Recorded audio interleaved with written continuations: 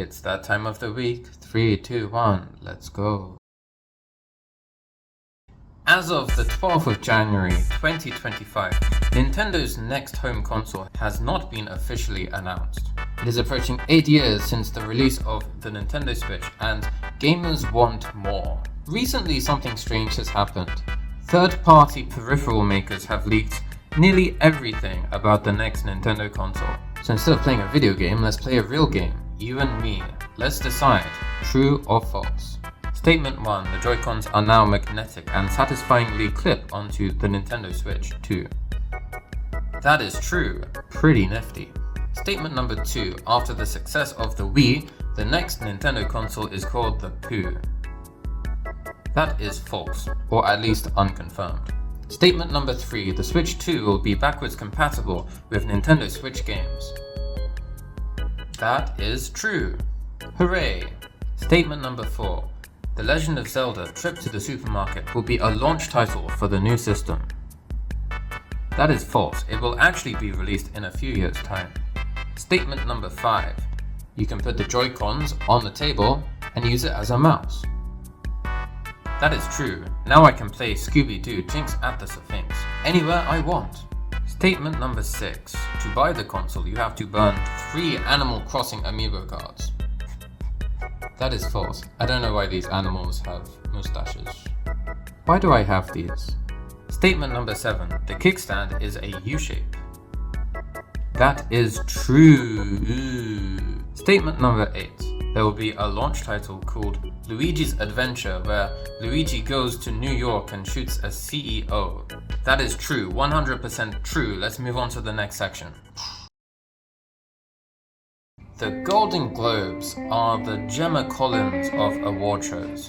Well, it was the Golden Globes last week, and I strongly disagree with 3 of their biases. As much as I want to say that being nominated and or winning a Golden Globe isn't a big deal, it really does affect the Oscar race considerably. So as you can guess, I'm a movie guy, so I'm gonna talk about the movie stuff and not the TV stuff. First of all, they hate Anora. The film has 0 wins and lost Best Actress to Demi Moore for her performance in The Substance, and it also lost Best Comedy Musical to Emilia Perez. It's a big deal because if Mikey Madison can't win that Academy Award for Best Actress, then the film is very unlikely to win Best Picture at the Oscars.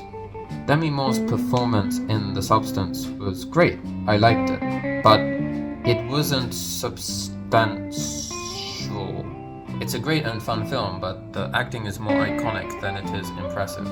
For me, the highlights of The Substance were the makeup, the sound, and the editing. Nora was more of an acting film, and I think Mikey Madison was jaw on the floor amazing. Second of all, they somehow love Emilia Perez.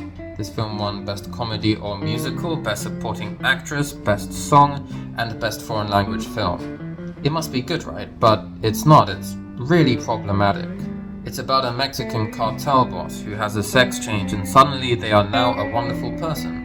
Is he responsible for the deaths of thousands of people? Well, maybe, but he had a sex change, so now he's a wonderful person. I think some parts of the film are interesting, like the cinematography and the musical elements. From penis to vagina. But gosh, Emilia Perez is a mess and should be nowhere near the best film race this year. And also I believe the foreign language film nomination is a complete dud. Give it to one of those lesser known films. Third of all, can we just talk about Denis Villeneuve's Dune Part 2? If we are talking about cinematic spectacle, this is the best of the year. It has the Best Drama nomination, which is great, but what irks me is the lack of nomination for Best Director.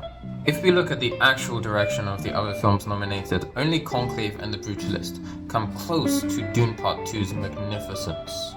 Emilia Perez has some great style, but it's a mess of a film. If it's getting panned so much by audiences, then the director did not do their job so well.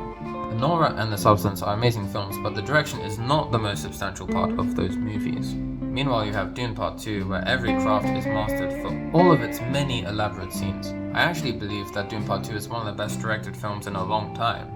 To my mind, the film also deserves a Best Supporting Actor nomination for Austin Butler as Feyd-Rautha. That character was the most iconic this year. Overall, I found that the Golden Globes had a negative effect on the awards race this year. If Emilia Perez and Wicked are the top 5 of the year, then this year has been disastrous for cinema. The Oscar race is indeed looking very bleak. Top 5 influences seen in the movie Wicked. Number 1, this library scene is clearly taken from Super Mario Galaxy.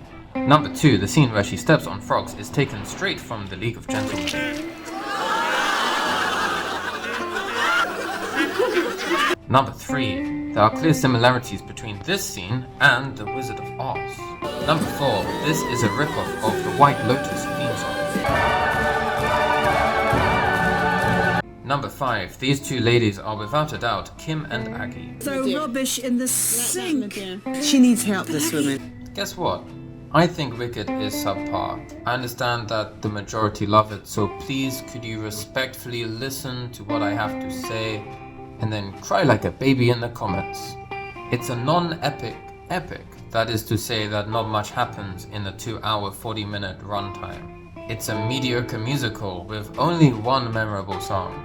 It's also unremarkable in many of its crafts like cinematography and editing. I say all that, but there's actually one good thing about this film, and that's the performance by Cynthia Erivo. The character of Alphabet is very well portrayed and empathetic.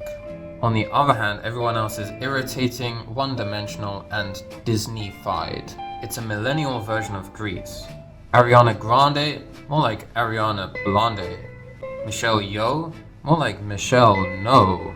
Not only the main characters, but the extras too are especially insufferable. Most of them form circles behind the protagonist and go, ooh, ooh, just like a British secondary school.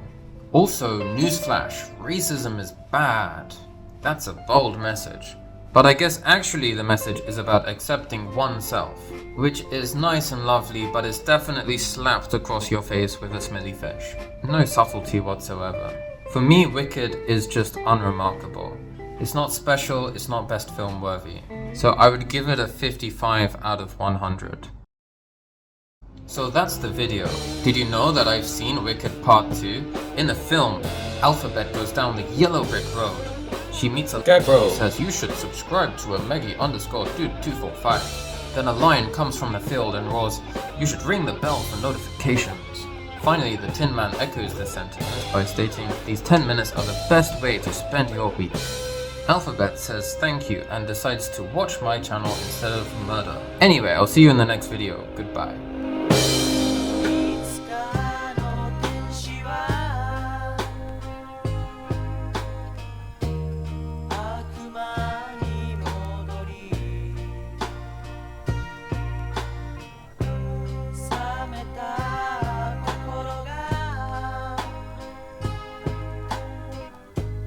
It's